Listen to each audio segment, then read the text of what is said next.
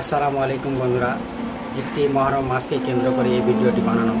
কেননা এই মহরম মাসে অনেক ইবাদত করার আছে, দুটি রোজা রাখার আছে, অনেক ইবাদত। কেননা এই মহরম মাসকে কেন্দ্র করে আমাদের কিছু ভাইরা লাঠি খেলে বেড়ায় অনেক জায়গায় এবং রাস্তায় রাস্তায় চাঁদা করে বেড়ায় তার জন্য।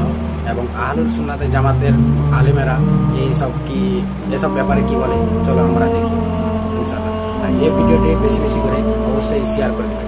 যারা নিজেকে সুন্নি বলে দাবি করেন, যারা নিজেকে সুন্নি আসল সুন্নি বলে দাবি করেন, নবীর যদি প্রেমিক হতে চান, নবীর যদি সাচ্চা পাক্কা দিওয়ানা হতে চান, ইমাম হুসাইন রাদিয়াল্লাহু তাআলা আনহু যদি সাচ্চা পাক্কা দিওয়ানা হতে চান, তাহলে এই বাজারটাকে বন্ধ করতে হবে, এই আপনার মুহররমের খেলতামাশাকে বন্ধ করতে হবে।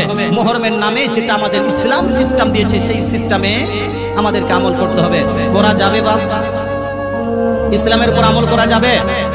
হারামটাকে বর্জন করা যাবে? নাজায়েজকে বর্জন করা যাবে কি যাবে না?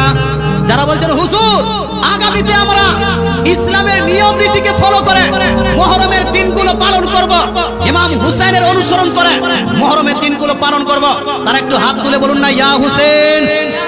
যারা বলছেন হুজুর যেটা হারাম ওটা বর্জন, যেটা নাজায়েজ ওটা বর্জন করব, আর যেটা জায়েজ সেটার উপর আমল করব, তারা একটু হাত তুলে বলুন না ইয়া হুসেন, ইয়া হুসেন, ইয়া হুসেন।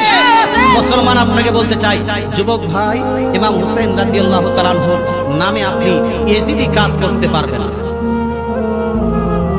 যদি ইয়েজিদি কাজ করতে হয়, বাজার লাগানো, নাচ গান করা, ডান্স করা, গান বাজনা করা, এটা হলো ইয়েজিদি কাজ। কাজ করছেন ইয়েজিদের আর নাম নিচ্ছেন হুসাইনের, এটা কি করে হতে পারে?